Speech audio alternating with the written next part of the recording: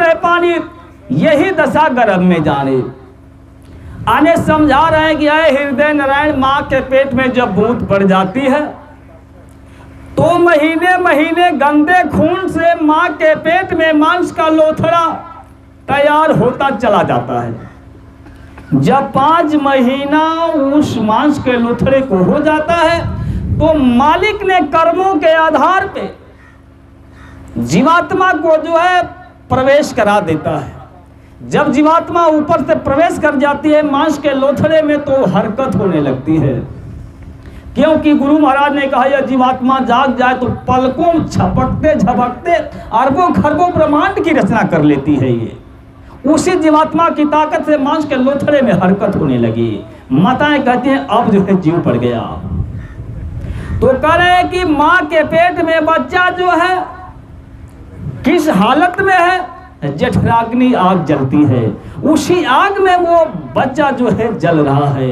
जैसे गर्मी में कीड़े मकोड़े छटपटाते हैं, गर्म पानी में किसी को डाल दिया जाए छटपटाता है, उस तरह से माँ के पेट के अंदर वो बच्चा जो है छटपटा रहा है। अब जोनी संकट की सुनो भाई, रहे 9 मास नरक के माही, उल्टे गर्भ रहा लटकाना, औंधे मुख मल मूत्र समाना, मुख उल्टे लटका रहा, गर्भवास के माय कहा कहूं दुखंत को जाने भोग समान।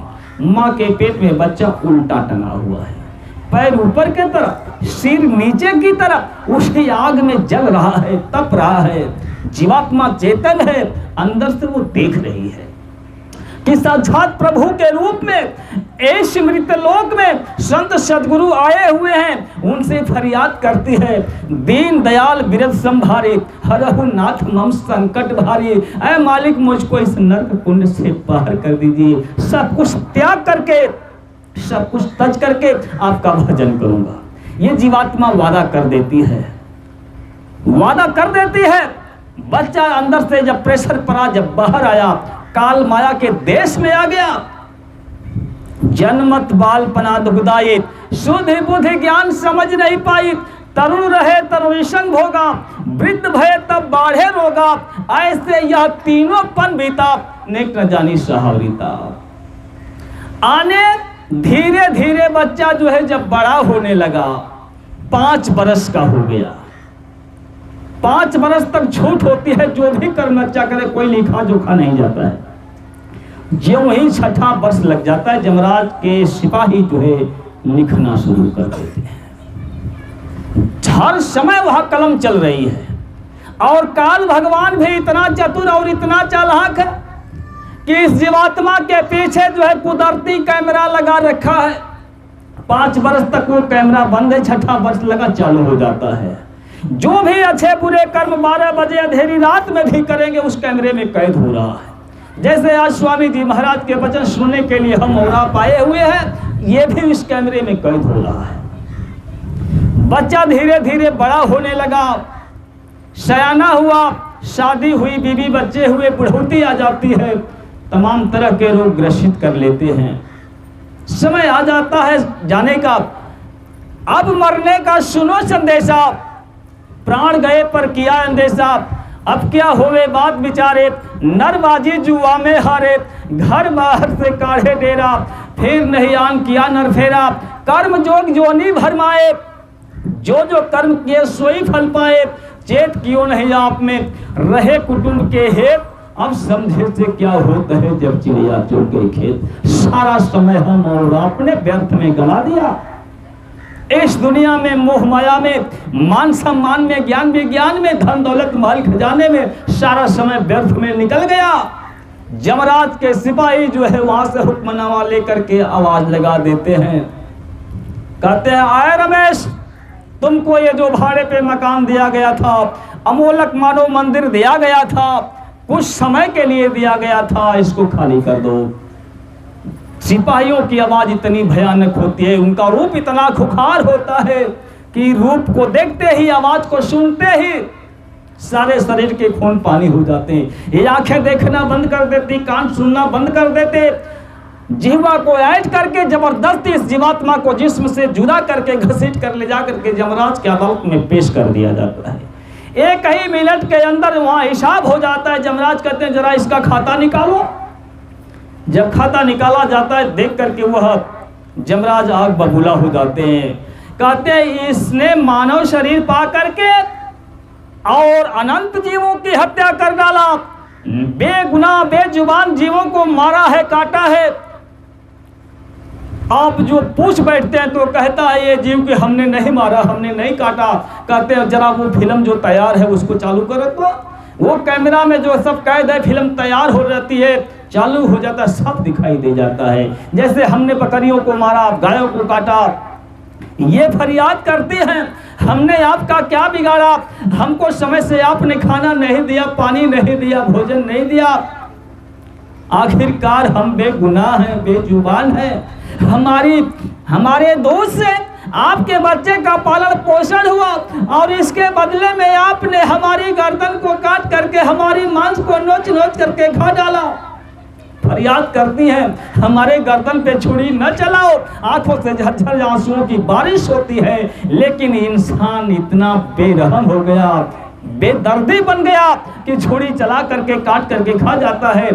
अब वह मालिक जब देखता है तो वही आग बबूला हो जाता है। कहता है इसको ले जाओ और ले जा करके इसको करोड़ों वर्षों तक काटो। वो 22 प्रकार के नरक होते हैं, करोड़ों वर्षों तक इस जीव को बारीकी से काटा जाता है, फिर जोड़ा जाता है, फिर काटा जाता है, फिर जोड़ा जाता है। शरीर का खाका यही होता है। चूंकि यहाँ 5 तत्व की शरीर है, वहाँ 17 तत्व की शरीर होगी। काटा जाता है, जोड़ा जाता है। यह जीव चिघाड़ मारता है, करोड़ों मीलों तक आवाज जाती है, लेकिन कोई गुहार करने वाला नहीं होता है। इसके बाद कहते हैं इसको ले जाओ, ले जा करके करोड़ों वर्षों तक इसको नरकों में डाल करके सड़ाओ। वो घड़े के आकार के नरक होते हैं जिनको तुम भी नरक कहते हैं। उसमें बदबू भरी होती है, जीव को डुबो दिया जाता है। अपना सिर जब वो बाहर निकालता है फिर जूतों से मार करके डुबो देते हैं। करोड़ों वर्षों तक यह सिलसिला चलता है। इसके बाद कहते हैं इसको ले जाओ और ले जा करके करोड़ों वर्षों तक इसको जो है टांग करके जलाओ। जलता हुआ मीलों मीलों का लंबा खंभा होता है, लगातार इस जीव को जलाया जाता है। इसके बाद जो है 84 लाख योनियों में भ्रमण कराया जाता है। आज मानव शरीर में हम और आप बैठे हैं, यही जीवात्मा कुत्ते की जोनी में, बिल्ली के जोनी में, कीड़े मकोड़ों की जोनी में 84 का भ्रमण करती हुई आई है। आज मानव शरीर हमको और आपको मिली है। अनंत बार ये मानव शरीर हमको और आपको मिली।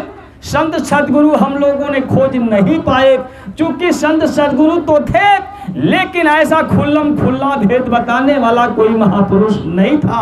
ये तो हमारा और आपका सौभाग्य है कि इस कलयुग में मानव शरीर हमको मिली हुई है।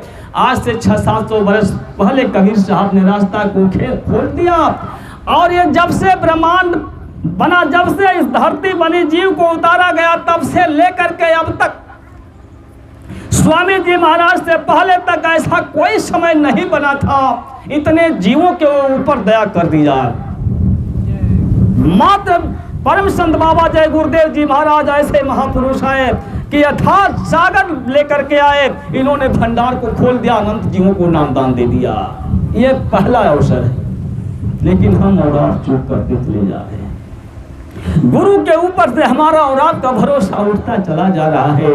जब स्वामी जी महाराज ने कहा कि नामदान देते हैं, महापुरुष हर पल मौजूद रहते हैं। बच्चा जब तुम्हारे पांव के नीचे कांट चुभने वाला होता है, मैं अपनी यह थैली लगा देता हूँ। जरा गुरु के भक्तों का इतिहास सुना जाए, कैसे कैसे गुरु भक्त इस धरती पे आए। बात उस समय की है जिस समय हुजूर महाराज सामंत सिंह जी जीवों को समझा रहे थे, चेता रहे थे। उसी समय जंगल के किनारे सत्संग चल रहा था। सत्संग का आयोजन रखा हुआ था, जमघट लगा हुआ था, सत्संग सुना रहे थे। तब तक सत्संग के मध्य में कहा कि जरा बच्चा तुम लोग ठहरो, मैं अभी आता हूं। सत्संग मंच से उतर करके सामंत सिंह जी महाराज जंगल में चले गए। जब जंगल में अंदर प्रवेश किए तो उधर से एक बुजुर्ग आदमी, बुढ़ा आदमी और आंखों का अंधा आदमी, सूर व्यक्ति था, हाथ में डंडा लिए, सर पर गट्ठर लिए हुए, जंगल से होता हुआ चला आ रहा था। पहुंच गए सामंत सिंह जी महाराज उस बुढ़े के सामने, अंधे के सामने। कहा कि तुम कहाँ जा रहे हो? वो अंधा व्यक्ति कहा मैं जा रहा हूँ, इधर बगल में सत्संग हो रहा है, सत्संग सुनने के लिए जा रहा हूँ। गुरु महाराज ने कहा सत्संग तो हो रहा था, इस समय सत्संग तो बंद है, सत्संग मैं ही सुना रहा था। मैंने जब देखा तुमको जंगल से होते हुए आ रहे हो, मैं तुमको लेने के लिए चला आया। इतनी बात जब वो अंधा व्यक्ति सुना, देखा उसके अंदर ऐसा भाव आ गया, हमको लेने के लिए गुरु महाराज हमारे पास चले आए। तुरंत हाथ से डंडा जो है गिर जाता है, सर से गट्ठर गिर जाता है और चरणों को पकड़ करके वह सूर व्यक्ति, अंधा व्यक्ति रोने लगा। अने अपने आंसुओं से गुरु के पांव को बखार डाला। गुरु महाराज समझाते रहे चुप हो जाओ, मैं तुमको लेने के लिए आ गया ना, अब तो चुप हो जाओ। जब नहीं चुप हो रहे थे, देखें स्वामी जी महाराज ने कहा बच्चा 40 वर्ष साधना करते रहोगे, जितना लाभ तुमको नहीं मिलेगा। अगर उस मालिक के लिए, गुरु के लिए 2-4 बूंद आंसू गिराने लगोगे, सारी साधना को ये तुम्हारे आंसू दबा देंगे। आखिरकार जब वो अंधा व्यक्ति रोने लगा, गुरु महाराज मौज में आ जाते हैं। कहे कि आज तुमको जो मांगना है मांग ले। आखिर वो अंधा व्यक्ति गुरु के सामने मांग बैठा, हुजूर देना ही है तो हमारी इन आंखों में रोशनी आ जा। कहे कि ठीक है, आंखों में रोशनी आ जाती है। धर नजरों से गुरु का दर्शन दीदार किया। जब चेहरे से नजर जब नीचे झुकने लगी, जब गुरु के चेहरे से नजर नीचे जब जाती है उस व्यक्ति के, बुढ़े आदमी के, तो देख रहा है कि गुरु के दोनों हाथों से, हथेलियों से खूनों की धार बह रही थी। पूछ बैठा हुजूर आपके ये हाथों से खूनों की धार बह रही है, कहीं चोट लग गई क्या? उस समय गुरु महाराज ने आंखों में आंसू लेकर के बोले, बेटा जब तुम आ रहा था, तुम्हारे पांव के नीचे जब कांट चुभने वाले होते थे, मैं तुम्हारे पांव के नीचे अपनी हथेली लगा दिया करता था, यही कांट चुभे हुए हैं। इतनी बात जब वो सुना फिर रोने लगा। फिर जब रोने लगा गुरु महाराज फिर मजबूर हो जाते हैं। कहे आप तो चुप हो जाओ, अब क्या मांगना चाहते हो मांग लो, मैं दे दूंगा। आखिर वो गुरु से फिर क्या मांग बैठा सूरदास। कह रहे हैं कि अगर आपको देना ही है तो हमारी इन आंखों में आपने रोशनी दे रखी है ना, ये रोशनी हमारी आंखों से आप वापस ले लीजिए। गुरु महाराज ने कहा ये तुम क्या मांग रहे हो? कहे हुजूर मैं ठीक मांग रहा हूँ, बस हमको अपने सत्संग में ले चलिए, एक बार मैं अपने भाई बहनों का दर्शन दीदार कर लूं, इसके बाद हमारे इन आंखों से रोशनी आप वापस ले लीजिए। क्योंकि ये दुनिया के रिश्ते नाते सब मिट जाते हैं, लेकिन ये गुरु भाई बहन का जो रिश्ता नाता होता है जुगों जुगों तक अजर और अमर होता है। आज हम और आप जो है गुरु के वचनों को सुनते हैं, सुनाते हैं, गुरु के नाम पे मिटने के लिए तैयार रहते हैं, लेकिन हमारा कर्म जो है दुनिया से भी बदतर है। दुनिया के लोग हैं अपने भाई को भाई समझ जाते हैं, अपने हित में सगे संबंधी को समझ बैठते हैं, लेकिन आज सत्संगियों भाई बहनों में आपस में इतना टकरार है, भाई भाई की दौलत, भाई भाई की जमीन हड़प रहा। स्वामी जी महाराज ने कहा बच्चा तुमको देख करके ही दुनिया के लोग आएंगे, तुमको ही देख करके दुनिया के लोग चले जाएंगे। हमको आपको ऐसा व्यवहार करना चाहिए कि हमको देख करके आपस में इतना प्यार मोहब्बत के साथ रह के दुनिया का नजारा बदल जाए। आखिरकार वो सूरदास जी ने कहा हुजूर आंखों से रोशनी वापस ले लीजिए। कहे क्यों? हुजूर मैंने देख लिया, अपने स्वामी जी महाराज को देख लिया, अपने स्वामी जी महाराज के सिवा हमको अब इस दुनिया में कुछ नहीं देखना है। तो ऐसे ऐसे भक्तों का इतिहास भरा पड़ा हुआ है। स्वामी जी महाराज ने हमको रात को आकर के आवाज लगाया, कहते हैं कि दिल के आईने में अपना हुस्न दिखलाता है वो यार। देखे बड़ी ऊंची चीज महापुरुषों ने लिखा, दिल के आईने में अपना हुस्न दिखलाता है वो यार, तेरे जिस्म का जंग ही है हिजाब तेरे चश्माए जा पे। गुरु महाराज हमको और आपको नामदान दिए, इनके एक एक रूम में अरबों खरबों सूर्यों का प्रकाश है। वो जलवा देखने के लिए कहते हैं कि दिल के आईने में अपना हुस्न दिखलाता है वो यार, अपनी वो सुंदरता, वो नूरानी रूप हमको और आपको इस घाट पे देखने को मिलेगा। तेरे जिस्म का जंग ही है हिजाब तेरे चश्माए जा पे, हमारे कर्म ही इस जीवात्मा के ऊपर पहाड़ लादे हुए। तो स्वामी जी महाराज के वचनों को पकड़ करके हमको और आपको चलना है।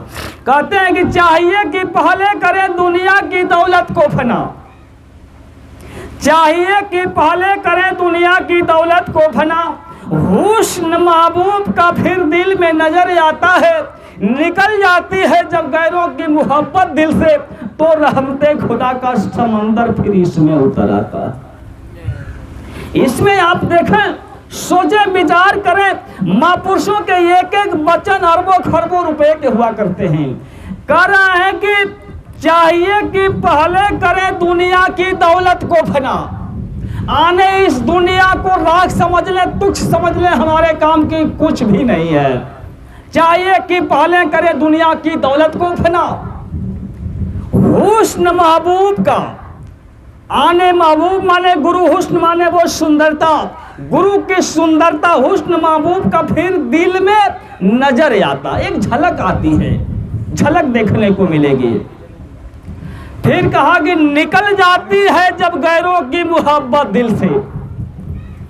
देखें दुनिया के लोग कहते हैं मोहब्बत एक से होती है हजारों से, उसी चीज को महापुरुष कहते हैं निकल जाती है जब गैरों की मोहब्बत दिल से। क्या हम और आप गुरु से प्यार करते हैं? गुरु के सामने किसी दोस्ती प्राथमिकता दे बैठते हैं? उसी चीज को समझा रहे हैं।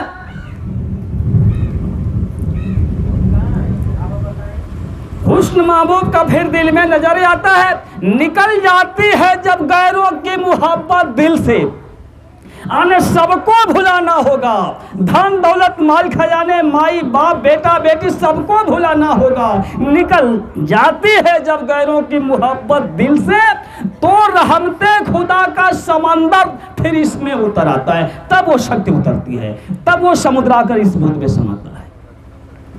ये चीज हमको और आपको महापुरुषों ने समझाया, लेकिन हम और आप कहाँ भटका खाते चले जा रहे हैं। महापुरुषों की ये योजना होती है। महापुरुष बड़े ही खिलाड़ी हुआ करते हैं। महापुरुषों के विषय में लिखा लोगों ने कि सतगुरु है सतपुरुष अकेला।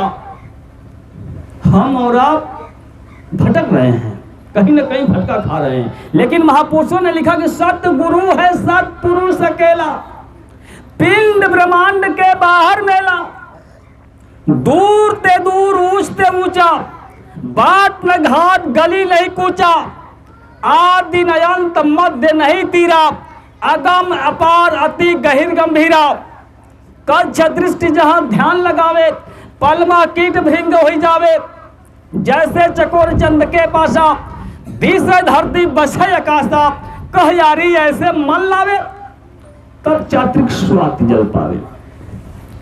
कितनी ऊंची चीज लिख रहे हैं। हम और आप अपना गुरु मान बैठे हैं, अपना स्वामी मान बैठे हैं, दर्शन दीदार मिल चुका है, नामदान मिल चुका है, तो कहे कि सत्य गुरु है सतपुरुष अकेला, पिंड ब्रह्मांड के बाहर मेला। ये गुरु जो है इस ब्रह्मांड में अकेले विराजमान है हमारे लिए। पिंड ब्रह्मांड के बाहर मेला, जीवात्मा जा बैठी, नीचे पिंड लोक है, ईश्वर लोक तक अंड लोक है, इसके बाद जो है फिर ब्रह्मांड लोक है, फिर पार ब्रह्मांड लोक। तो कह कि पिंड ब्रह्मांड के बाहर मेला। यहाँ हमको और आपको गुरु सामने शरीर में दिखाई देते हैं, लेकिन महापुरुषों ने लिखा कि उनका स्थान जो है सतलोक में लगा करता है। पिंड ब्रह्मांड के बाहर मेला, दूर ते दूर ऊंच ते ऊंचा, बाट न घाट गली नहीं कूचा, आदि नयंत मध्य नहीं तीरा, अगम अपार अति गहिर गंभीरा। वहां की कोई पैमाइश नहीं कर सकता, वो अपरंपार है, अगम है, उस चीज को बता रहे हैं। वो मिलेगा कैसे? नामदान तो मिल गया, दर्शन तो मिल गया, लेकिन अंदर में वो मिलेंगे कैसे? करें कि कच्छ दृष्टि जहाँ ध्यान लगावे, पलमा कीट भृंग हो जावे। कछुआ जो होती है पानी में रहती है, अंडा देने के लिए बाहर जाती है, अंडा बाहर देती है और दूर से अपने अंडे को नजरों से सेती है उसको, तब उसमें जीव पड़ता है। तो करें कि जैसे वो कछुआ अपने नजरों को अंडे के तरफ एक टक लगाए रहती है, उस तरह से अपना ध्यान जो है हमेशा गुरु के तरफ लगाए रहो। गुरु के सामने किसी को लाएंगे, इधर से ध्यान भंग होगा, भक्ति में दाग लगेगी। इसलिए गुरु को ही अपना सब कुछ मान बैठना है। तो ये उसी चीज को करें, कच्छ दृष्टि जहाँ ध्यान लगावे, पलमा कीट भृंग हो जावे। भृंग क्या होता है? भृंग एक प्रकार का कीड़ा होता है। वो जाता है और ये झींगुर जो कीड़े के समान होता है उसको पकड़ लाएगा, उसकी मूंछों को काट देता है, पंखों को काट देता है, पैरों को काट देता है और काट करके उसको जो है ऐसे छिद्र में घुसा देगा, उधर निकलने के लिए जगह नहीं है, उसमें घुसा करके दरवाजे पे बैठ जाता है। 24 घंटे तक आवाज लगाता है, अपनी आवाज के बल पे उस झींगुर को अपने समान बना लेता है और 24 घंटे के अंदर उसके पंख, मूछें, पैर सब जम जाते हैं। तो कह रहे हैं कि उसी तरह से कच्छ दृष्टि जहाँ ध्यान लगाए, पलमा कीट भृंग हो जावे। संत सदगुरु भी यही काम करते हैं, धीरे धीरे अपने प्यार के जाल में फंसाते हैं। हम और आप कहते हुजूर दया कर दीजिए। अरे जब गुरु से के सामने हम और आप दया मांगते हैं, अगर वास्तव में गुरु महाराज जब दया कर दे, बड़े बड़े साधक जो है छोड़ करके भाग जाते हैं। जब वो दया करेंगे तो जो कर्मों का पहाड़ हम और आप लाद रखे हैं उसको भोगना पड़ेगा, उसको सीरियल से धीरे धीरे भोगाते हैं। लेकिन जब दया कर देंगे तो वो दुखों का पहाड़ टूटेगा। जब दुखों का पहाड़ टूटेगा, समाज में अपमानित होंगे, गरीबी आएगी, भाग जाएंगे। इसलिए गुरु के सामने जो है अपने गुनाहों की माफी के सिवा कुछ मांगने लायक नहीं है।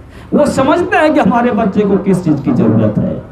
तो उसी चीज को कह रहे हैं कि उस भृंग कीड़े के समान गुरु जो थे चारों तरफ से, इस दुनिया से, समाज से उसको पहले जो है पंखों को कुतर देते हैं। आप जब समझ जाते हैं कि ये हमारा बच्चा हमारे सिवा जो है किसी के पीछे भागने वाला अब नहीं है, सब कुछ हमें को मान बैठा है, तब इसको जो है बिठा करके दरवाजे पे बैठ जाते हैं। आप भक्त को कहीं भागने की जगह नहीं है, आवाज दे करके अपने समान बना लेते हैं। लेकिन हमको और आपको गुरु के ऊपर कुर्बान होने की जरूरत है। ये तमाम महापुरुषों का इतिहास देखें, जरा भक्तों का इतिहास।